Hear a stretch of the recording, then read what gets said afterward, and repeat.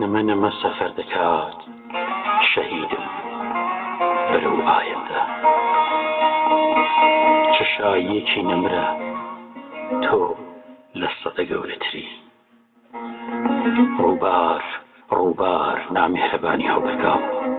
تۆش هەر پێشمەرگەکەی ناو سەنگەری تێشکاندنی خەمی بچێنێ ژیان وەکو چاندت نەمامی باخی پێکەنی قاقالێتە وەکو هەتاو ئەی پەیکەری بەرسی ئەوین 17 ساڵە من و قەندیل و زەردەشت 17 ساڵە من و مەهاباد و سنە 17 ساڵە من و هەزاران بێجۆشیت ئای ئەوە هەر ئێمەین شانمان داوەتە بەربڕژنی ئەو شاخەمە و خوازانێ کاتی لە چرکەدا ساڵەهای ساڵ هەدانە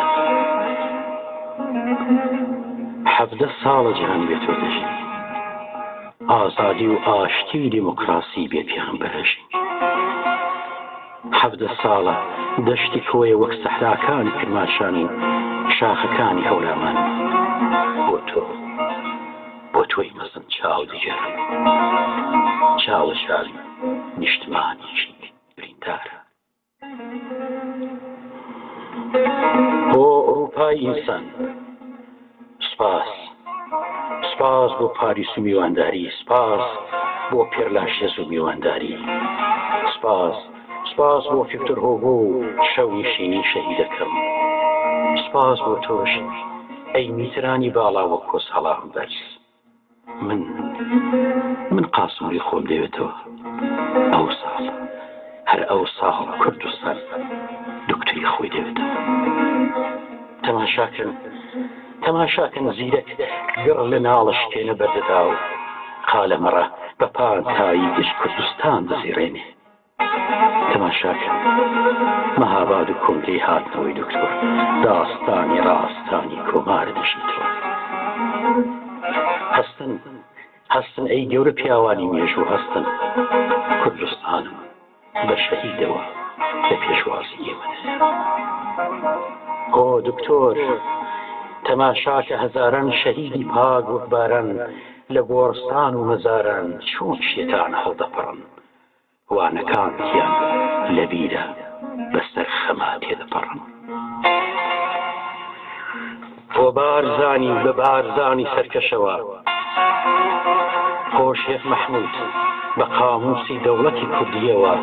بۆ شێخ ڕەزا بە حیماسەوە هۆسم کۆ ڕۆشتین و داد پەروەری بە پیان و بە ڕۆژنامە و بە تاڵۆیەکی سەرکەشەوە وەرە نامادە بن کۆنگرەی مەرجی خەمە و هەر ئێستا کە لەگەڵ نیشتنەوەی فڕۆکەی کوردستان ئەیردا دەکرێتەوە هەستن ینای قازی هەستە تەماشاکە جەلادەکەم چەندە هەستە پێشەوە هەستە قازی شار پڕە لە شەهید و گوڵ و جوان بارزانی میوانتە و میلیۆنان دەختووکان چراکانم وەک 24 هەتا خوا هەتا مێژوو هەتا ئینسان ئازادی دەچڕنەوە شەهید بەسوودەوەدا قاسم نووش بارەگای تاراوگەی پێشکەشی کۆچێک دەکەم هەلێن گوڵانە سرینەکەم مەگری تۆ بەتەنیا ژنی بووی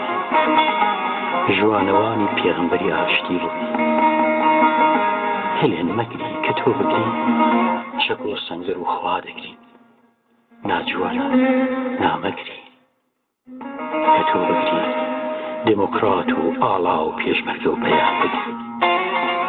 دڵنیا بە فەرشی عەرشم لەبەر پێیشا شەهیدەکەت ڕاخست